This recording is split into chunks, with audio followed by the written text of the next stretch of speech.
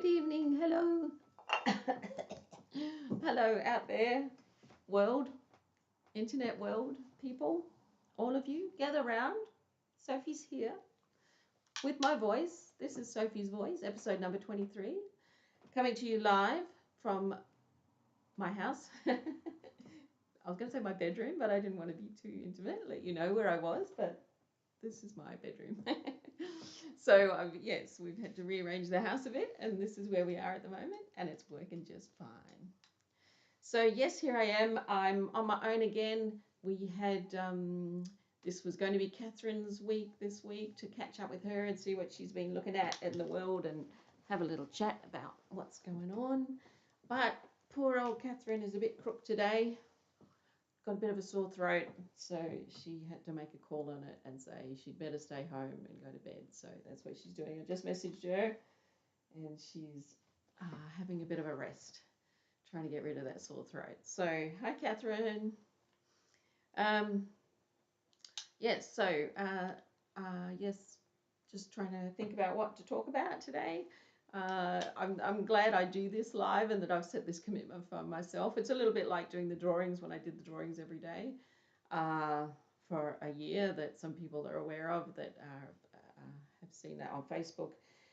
But I was thinking it's a little bit lucky. I mean, it's good.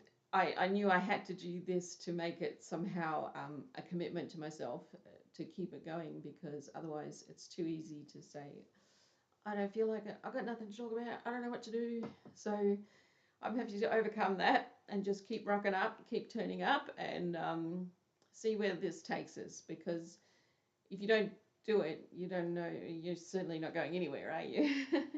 You're just staying, thinking about things, imagining things, dreaming things. So here we are. And thank you for listening to me. And yeah, let's get into it. So yeah, it's been interesting, very interesting. Anyone who's following world affairs will be fascinated with whatever's going on with our dear friend Mr. Trump and the Middle East. And yeah, lots of interesting things are going there. You can put in the comments any thoughts about that you're having if you're following that. It's funny because before COVID, I was so apolitical. I was so uninterested in politics and world affairs. I was more just interested in creative things, spiritual things, human things. But it's really opened my mind and opened my eyes up to how important it is, and that in a sense maybe the way our system has worked for so long is that it is a bit disengaging. You sort of don't feel engaged in it. You don't feel it's got much to do with you in a way. I mean, a lot of people obviously are interested in politics and always have been, and naturally drawn that way. But yeah, so it's interesting keeping an eye on what's going on, and fascinating to watch what's happening with Donald Trump and what to make of him and what to make of what's going on. And I was expressing earlier that I was concerned that he was under the thumb of the kind of Zionist kind of mafia, you might say, that have been controlling all the voices and the media and the ideas for a long time, and keeping people intimidated and fearful of being labelled anti-Semitic or a Nazi. But so I'm not entirely convinced, but I certainly feel very positive at a lot of things I see that maybe is reshaping the world to get free from a control that we haven't really been aware that is going on until now. Maybe that as he's sort of like, well, Tim always says that the description of him was as a wrecking ball, and maybe that is, but I think it's in a positive way. I think he's breaking through and shattering a lot of the illusions that were keeping us sort of with a picture of reality that was false, and that, yeah, hopefully, I just hope he can stop a lot of those wars that are going, sort of perpetual wars, that I think the New World Order system wants to, it's pretty clear they want to keep wars to depopulate, to make a lot of money, to keep people in trauma. So it'd be wonderful if we can have a turnaround in our world and get some positive things happening around the world. Prosperity, well-being, that'd be cool. Hey. So that's my thoughts about that. So I just thought I'd touch on today that I've been talking to my friends and the girls that go to my Bible study. We have a Bible study here, and I should, anyone it's been women up to this date, just because it's sort of easier for women to have a sort of a space where we can be a bit crazy or whatever without being self-conscious in front of men. But we've got a man in the midst now, because my ex-husband Tim is staying here at the moment, and he joins in, and that's been really good, I think, and he's brought some really interesting insights into that mix as well. So even though it's a Bible study, it's not exclusive in the sense that people can come that aren't following any particular religion or another religion or anything, but just as long as they accept that we will be going back to the Bible and referencing the Bible and understanding reality through what we understand of the Bible. But it's very, like, everyone brings their understanding to the mix. It's not like a definite sort of truth that we're trying to impose, but I certainly have lots of alternative ideas about theology that I like to try to express. And we've been studying a bit at the moment about the end of the world, because that was something, I've grown up with, that idea that about the end of the world is nigh, and since COVID, I think a lot of the people on my side of the fence, what we call truthers or conspiracy theorists, have been very easily hooked into the idea that we are at the end of the world, that we're in the book of Revelation, and that we're all, that the mark of the beast is coming and we've got to be ready. And so I'd entered into it with the sort of presumption that must be true. I'd been taught it, but it wasn't until I went deeper and deeper that I suddenly realized I had to shake that off, that I don't believe that's where we're going, and that and a lot of people expressing that, the ones that are staying under that thinking, have got a very sort of negative view of life and the future, and I don't think it's what the Bible says. That's one of the biggest things that I have come to. And so we've been studying Matthew 24, and wanting to demonstrate that I've come to see that when I see it now, I see it as a description of what was coming very soon in their world, the people that Jesus was speaking to at that time, which was going to be the destruction of the temple and the fall of Jerusalem. Jerusalem was besieged by the Romans, and it was an extremely traumatic event, and they completely decimated Jerusalem. And just as Jesus claimed that not one stone would be left on top of another in the temple, that's exactly what happened 40 years later. And that's what's being described in Matthew 24, I believe, and that all these sort of fantastical images of the end of the world that's almost here, perpetually, I think has been created in people's imagination. And I think it's also been, possibly these sort of nefarious forces, I believe, have actually injected some of these ideas into the church, because it creates a passive church. It creates believers that are just waiting to get out of here and waiting for everything to be destroyed. And I just don't believe that that's what the Bible teaches. And so we talk about stuff like that, and it's a great little environment. So anyone, message me if anyone is interested in joining in on that. We do that on a Wednesday night, 5:30 till sort of 8:39. We talk about anything and everything. We keep up with each other's lives and how they're going, and we share a lot of food and a lot of laughter and a lot of fun and some tears. Yes, life happens, hey. Yes, so here I am, and so I thought so the sanatorium idea I was going to talk about. So I posted something recently, and a couple of people responded, and I'm hoping to catch up with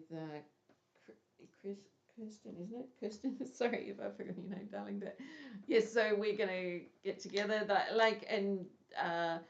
There's numerous people I know who are getting bubbling of similar kind of visions. So it's like for a number of years now, I've felt this calling into community and to recognize the importance of grass level community, sort of in a sense like the mother level. That's what I come back to, this feeling of that sort of domestic home environment that's not under the pressure of money demands like the the business sort of side of life. But I feel like there's a bit of a lack on the sort of caring side of life, and that it feels like it's increasing this dichotomy of all our sort of institutions, our hospitals, and what else? Doctors, hospitals. Like, I feel like there's other things, schools. I don't know. I don't have a lot to do with schools at the moment, but it just feels like all our institutions are getting technocratized, and so every sort of area of life you're having to deal with AI, you're having to hold on the phone, you're not dealing with ordinary human beings. Which reminds me, actually, I'll just take a little deviation here to talk about Isabella. So my friend Isabella, who is being kicked out of Australia, very sad. Next week she's coming on here, aren't you, Isabella? Yay!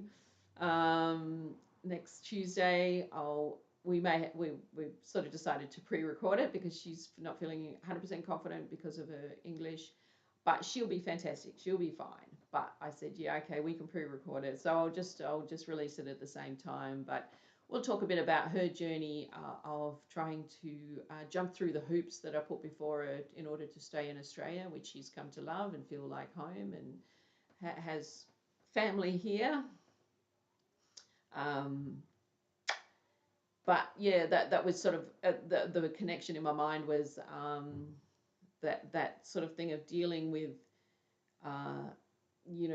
computers, like it's all forms through computers. You're not dealing with real human beings. There's not human beings making judgments and assessments, which of course carries its own problems. But I think it's pretty traumatic, I think, when you've got no one to talk to, you've got no human being to make your case to, and everything's so impersonal. So we'll talk about that next week with Isabella, and hopefully, like, unless there's a miracle, she will be having to leave, and then I'm hoping we'll be able to keep touch with her through the podcast, that we can maybe link up with her wherever it is, if she goes home to Colombia, or if she maybe possibly goes to New Zealand. I'm not sure. I'll find out next week what her thoughts are at the moment. But it would be great if we could keep in touch with her through the podcast and hear what her adventures are, because she's always having wonderful adventures. She's a very brave young woman. She's set out on this big adventure, and she's on a real spiritual adventure as well, and allowing God to teach her, and through a lot of hardship and a lot of challenges, but she's just keeping herself really sweet in her heart, and it's really beautiful to watch her growing through all this. But so yeah, I'm really looking forward to you meeting her, and of course some of you will know her already.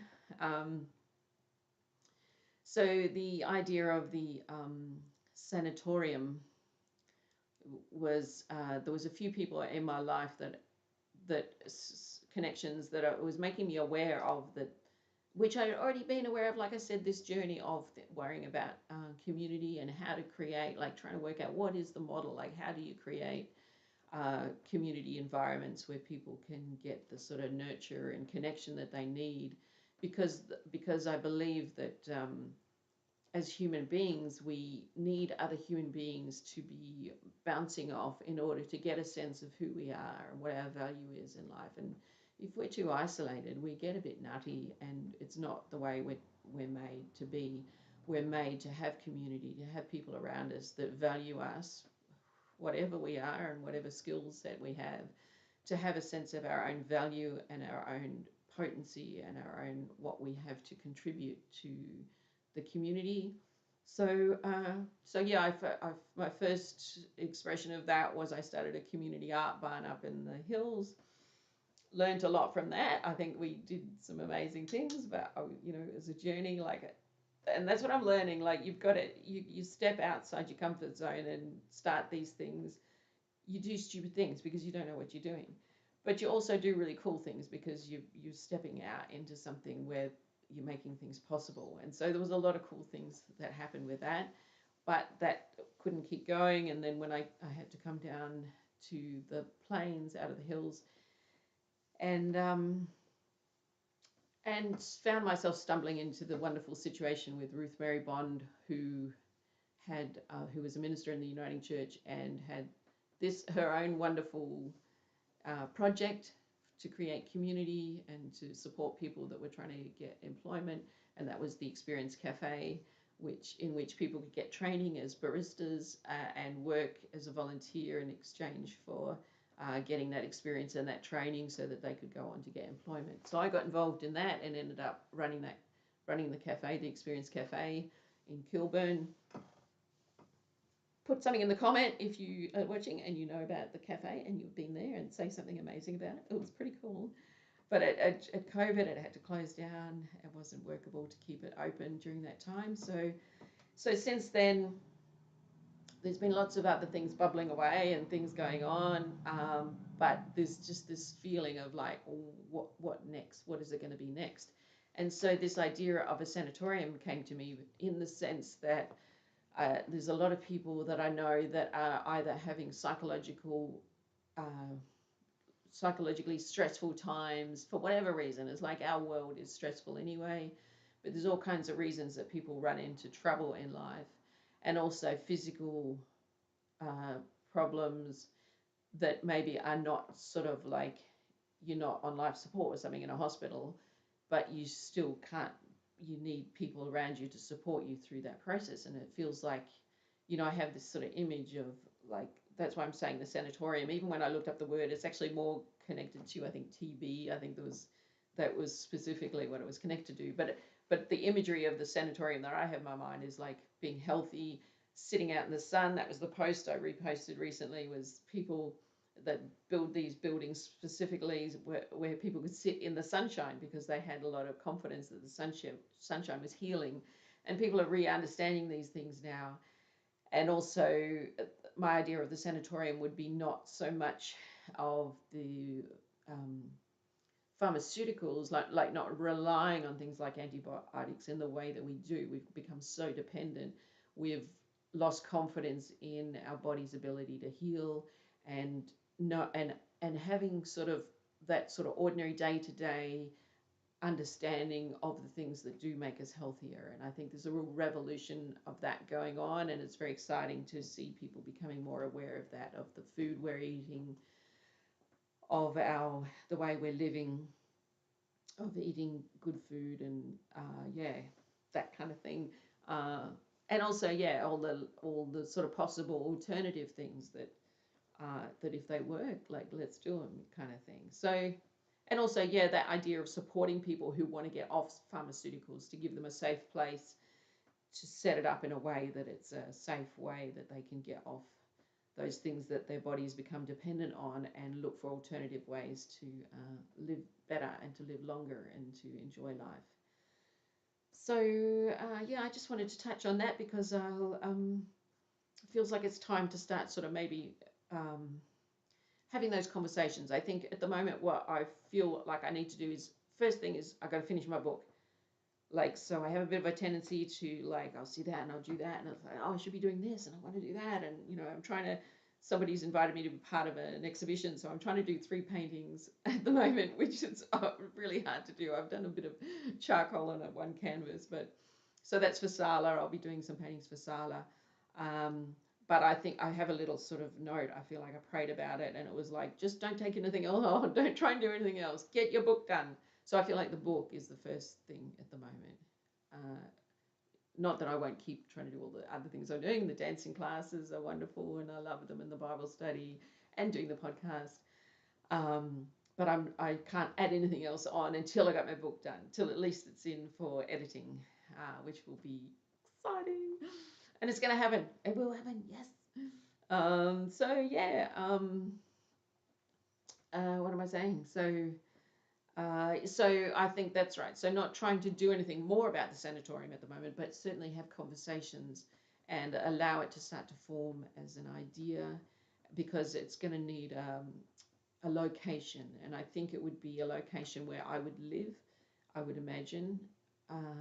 So how we would do that, how we will raise funds for that, I don't know. But to have a certain amount of rooms, some where people can live maybe permanently. Some, like looking after my old mum, has been a real education for me in the idea of creating places where people can go through that last phase of life, not in an institution. Like, I'm sure there's awesome people out there working in those areas and doing the best they can. But it's such a shame not to get personalized care at that end of your life and to get that sort of honor that you need when you're so vulnerable at the end of your life. It's such a touching and beautiful time of life, really. I've learned with my mum, and realizing that, coming up to that point of death is not just something that's like, oh, that's irrelevant now, that's someone who's dying, but realizing the sacredness of that phase of life and entering into eternity, and what an amazing, sacred and special time it is, and how we should be carrying our beloved ones through that phase uh, to be released in peace. So things like that, like, yeah, let's make life awesome. Let's take back culture and society and allow it to be born out of our own love and passion for these things. So yeah, so please comment if you hear this and that sounds of interest to you and that sounds good. I'd love, it's for everyone to get involved with. It's not just for special people that have special skills. I think, like in the image of a village or a home, like an extended family, extended people, all looking after each other, is that kind of thing. Not experts, which is sort of what our culture has gone towards, and that's the idea of technocracy, is to just have experts and for everyone else to be very passive about these things. But I think it's for us now to be engaged and to retake those roles on. That's my thoughts. So that's that. So then the other thing I was thinking about, I didn't know what to talk about, and then I just remembered I had these notes I was writing down about thinking about, like, so one of the things, about community is really important. But since I became a Christian and gave my life to God, I sort of went through a lot of challenges and difficulties, and I feel like God's been teaching me a lot about how you can inherit a soul that's in disarray. You can inherit a soul that's kind of dysfunctional, partly because of lack of community, I think, but certainly that side of the spiritual journey has been of great interest to me. Certainly, as you watch people in your life who have psychological issues, serious psychological issues, and your own, to whatever degree, you wanting to know, I really want keys for that, and how to help people to prosper in their soul's journey. So not just the spiritual journey, like it's all intertwined, but my awareness has been about the soul and the psyche, you might say, and how that gets disordered, and how to bring that back into order so you can have a good life.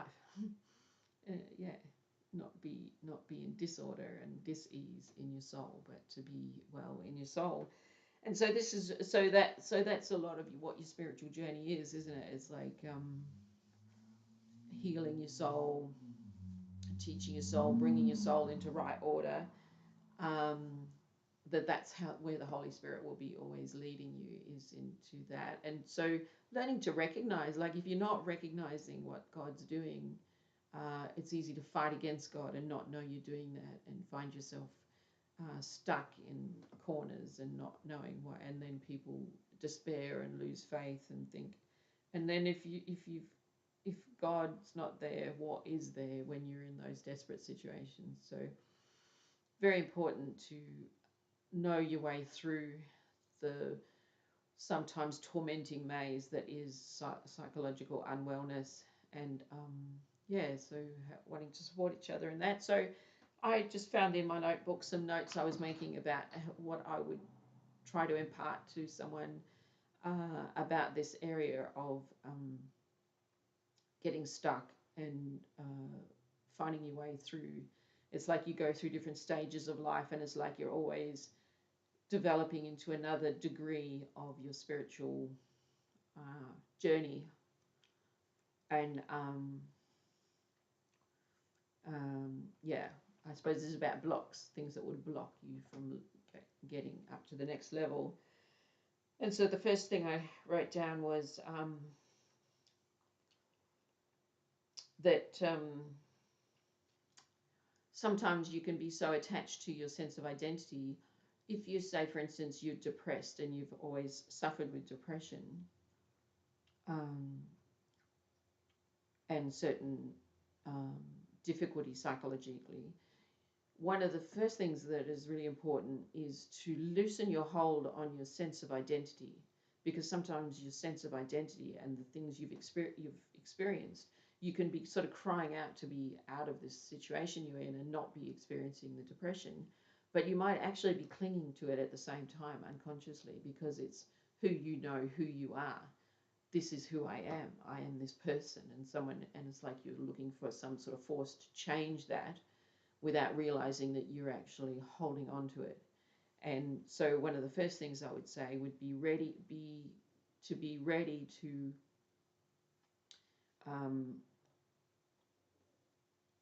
see yourself differently.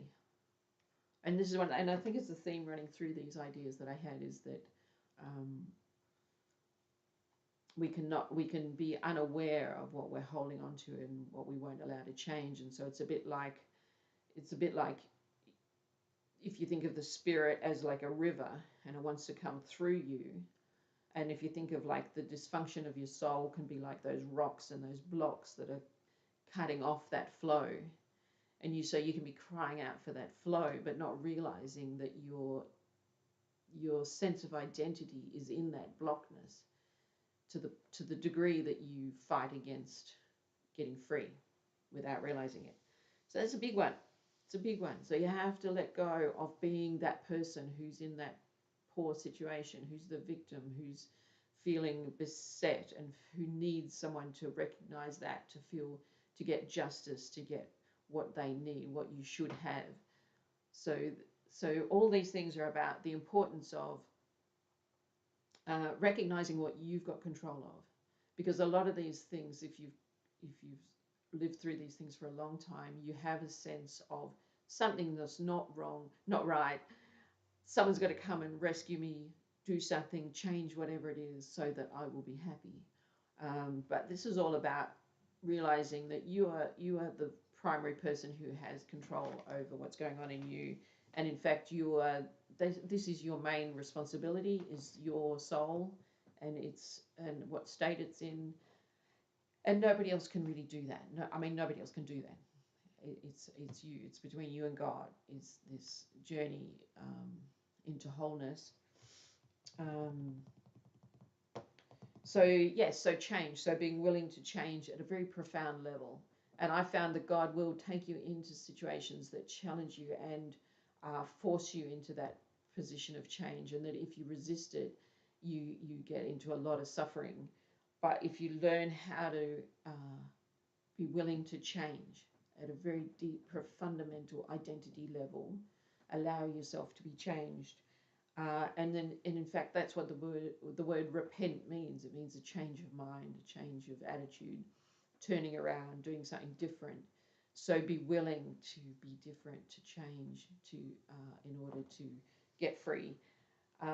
Because I think quite often it's like the tragedy of life is seeing people that are so attached to their sense of identity, and they're railing against life because it's not giving them what they need or what they want. But that in a sense, I think some people get so stuck in that they would rather die than change. And that's tragedy, that's heartbreaking. So make sure that you examine your heart and go into those places where you might be clinging and saying, no, the world's got to change, this has got to change, and be willing to repent, willing to change, and willing to allow those blockages, those rocks that are blocking the water flow, to be moved, and just allowing that flow of the spirit to come through, and so that you will start to receive that refreshing that you need, that nourishment, that filling, that is what you're craving and what you're needing. And I suppose the lesson there is that it's ultimately not going to come from the outside. Nobody else can give it to you. Ultimately, you need to be a source of God. You need to get those blocks out of the way so you instead of being needy and trying to get from others, you start to become a spring of living water. You start to become one who has that abundance coming from you that is not you. So it's not you trying to wear yourself out, trying to be that person, but it's that you become a hotspot of where God can enter in to the equation. Sounds good, doesn't it? All right, number 2, self-protection. I was just reading it because I thought, oh, it sort of sounds like the first one, but this one is self-protection. So I think it's similar. Maybe I touched a lot on this anyway, but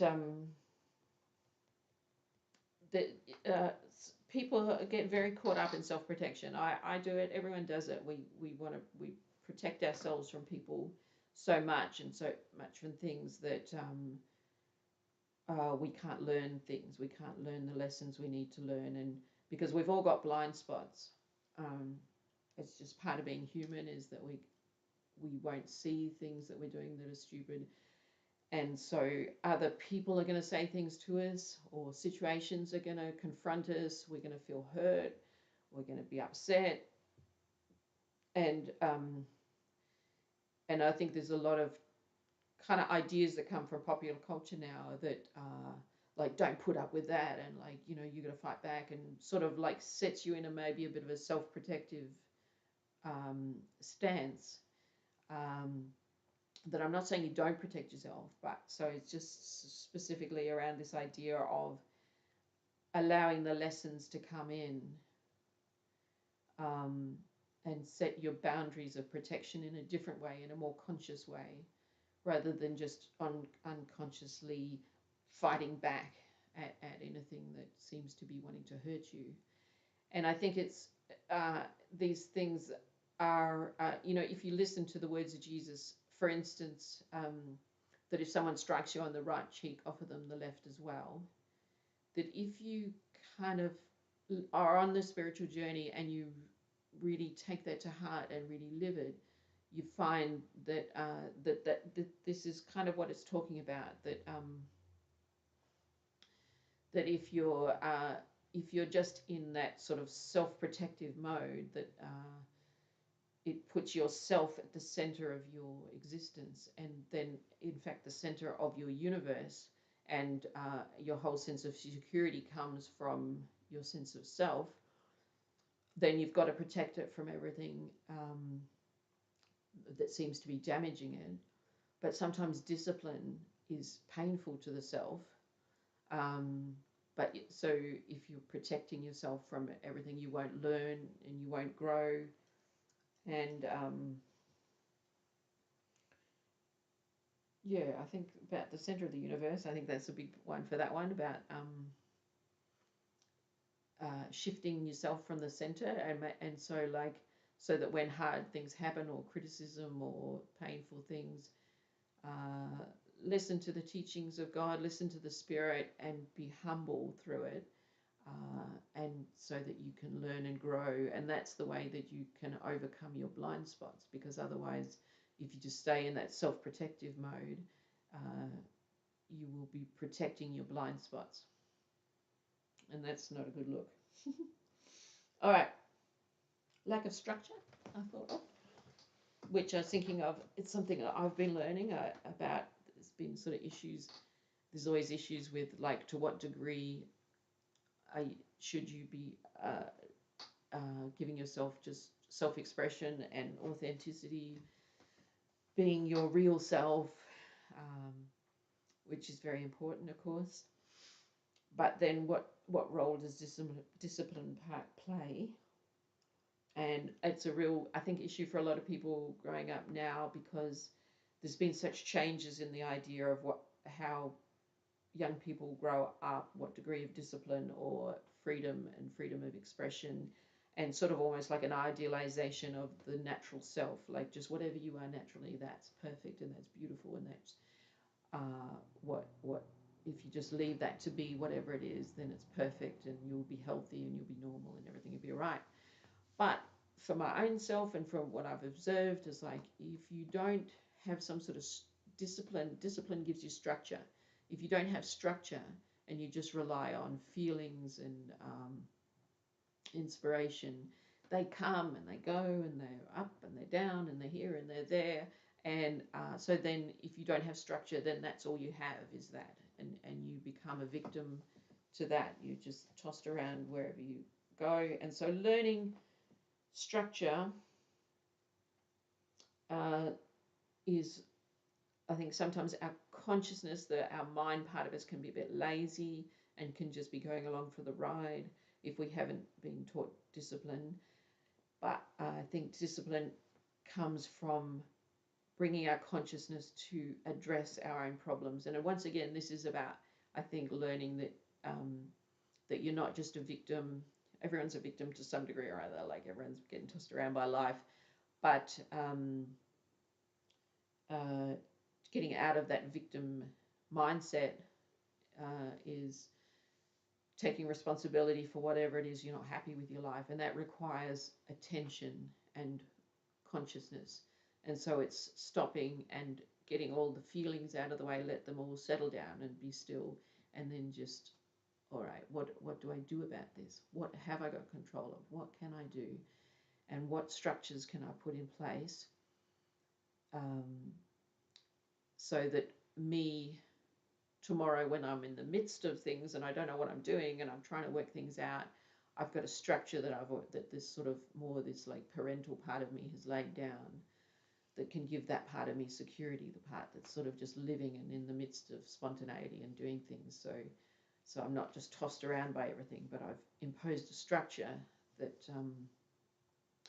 that is more like a management of life, and then you can build towards things you want to do rather than a feeling of futility, like you're just going around and around and nothing's ever changing. All right. And then the next one I got was, I put tuning into the right frequencies. So I was thinking about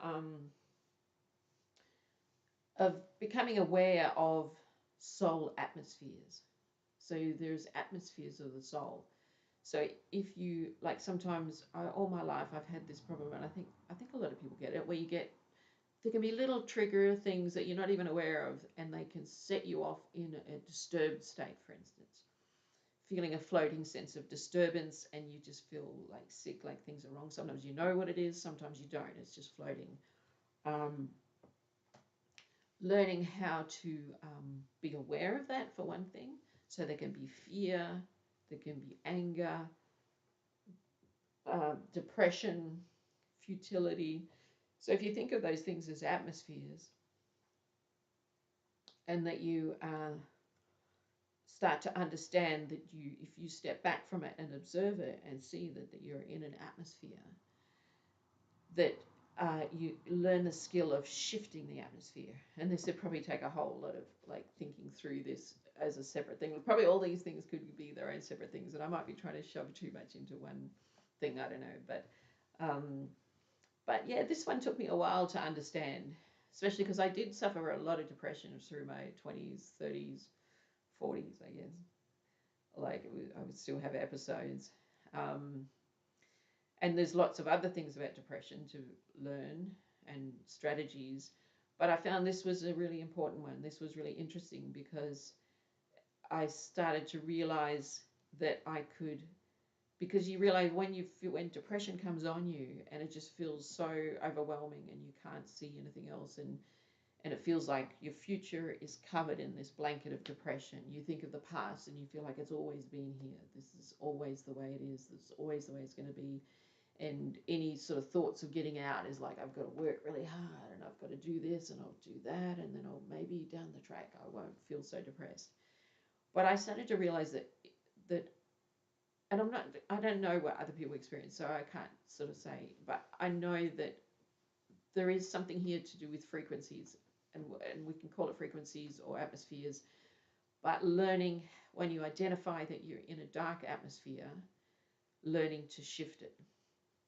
And when you shift it, it's like shifting from spiritual kingdoms, and that it's not like over there somewhere when you've fought really hard and you get there. It's just like a shift in the same way as like tuning the radio. It's like, oh, I'm on a different station now. And it's magic. It's just like that. It's like you're in this confusion, doubt, everything's bad. Learning to step back, observe it, and go, all right, that's where I am. I'm going to shift it now. And sometimes it's through just calling in that, like, remember, what does it feel like to feel happy, to feel peaceful?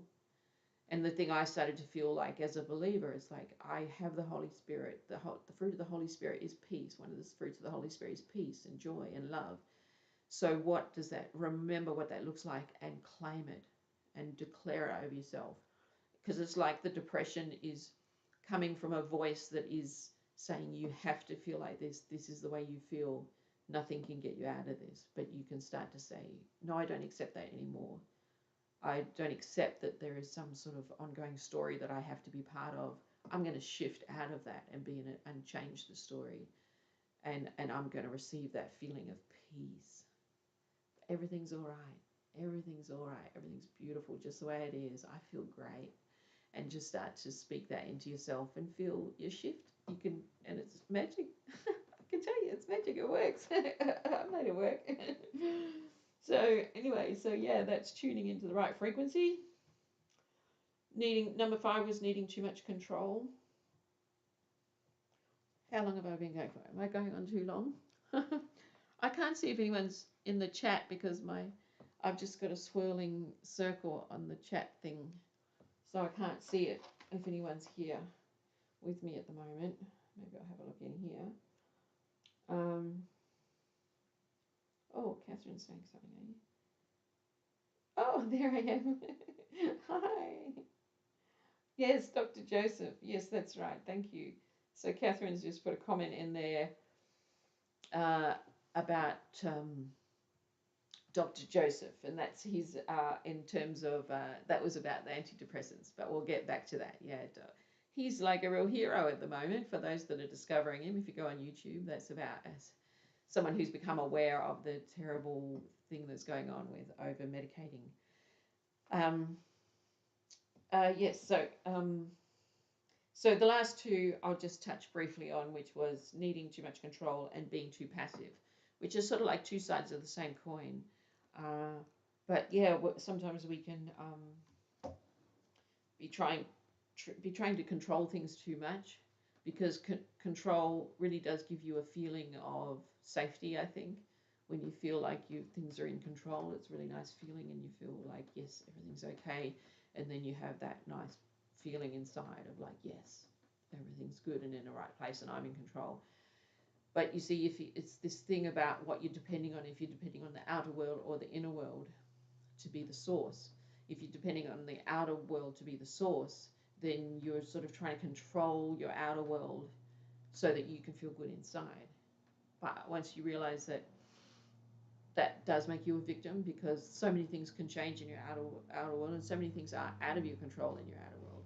And that if you feel that you have to control the people and the events and the things in your outer world so that you can continue to feel that sense of peace and everything being in its right place, then I think that's when people get overly controlling, and that they have to control the way people respond to them, what they say to them, how they behave, so that and it becomes so habitual they don't even realize they're doing it. They don't even realize that the messages they're giving to other people to behave in a certain way in their reality, so that they don't disturb you at the center. So it's that same thing of like shifting yourself from the center. Let God be the center. I just hear someone coming through. It's just distracting me. Hi, Tim. Yes, so it's getting yourself out of the center, really, isn't it? And the other thing of not relying on external things being right to make you feel right. You become the source of right, like you. And then it flows out. So it's not about being out of control, but it's about where the source of control is, and control being a sort of natural flowing of good order that is in you, rather than a external need for control so that you can feel right. And being too passive can be probably certain personalities, like overly controlling personalities, probably join with or create, we create each other, we create these patterns in each other. And so the other side of that can be being overly passive and letting other people take responsibility and just being, I guess, a bit like a child in that sense, and just allowing life to just flop you around and not take responsibility, not take ownership of what's happening to your life, that kind of thing.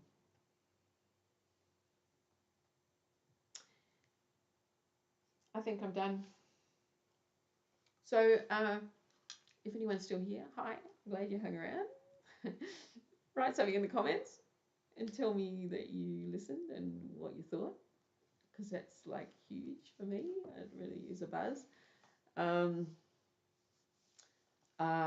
So I wanted, at some point, I was thinking I was going to talk about a book today, but I think we ended up doing this, and I think this has been fine. But I would like to talk about my book and just the issues around the mother, the sort of the eternal mother, the source of motherhood. What is the source of motherhood, and what is that spirit that we specifically as women embody? And if we don't sort of understand that and not connecting to that, how does it disrupt our sense of identity and what we're able to bring to the table in order to create beautiful communities, and that the mother element is so important in that. Like you can't really do it without the mother. So that's another one to get into one day, but I think that's it. Is there anything else I need to do? Don't think so. I think the camera is probably a bit, I sort of wanted the camera to be a bit higher so I could get the birds in it. But I think maybe the the square's a bit funny, but anyway, doesn't matter. And it's a bit cold today, so I went and got an overcoat on. It's a bit cold in here. Suddenly, it's the chills here. Winter's come. But as someone was saying, it's like, it's probably not going to get much colder than this, because I was sort of thinking, oh my gosh, it's this cold. It's just going to get colder and colder and colder. But actually, it probably won't. It'll come back again. It'll go down for a long time. But yeah, it's time to get out your overcoats and enjoy the coldness. Every time the winter comes, I think it takes a little while to get in the groove of it, because you've got so used to just being free and easy and summery. But then I remember at the end of winter, I feel the same way. It's like I get so into winter warm clothes and being warm and snug in bed and heaters and all the nice things about winter. So we just have to change our dial and get into the joy of winter. All right, love you guys. Bless you. Shalom.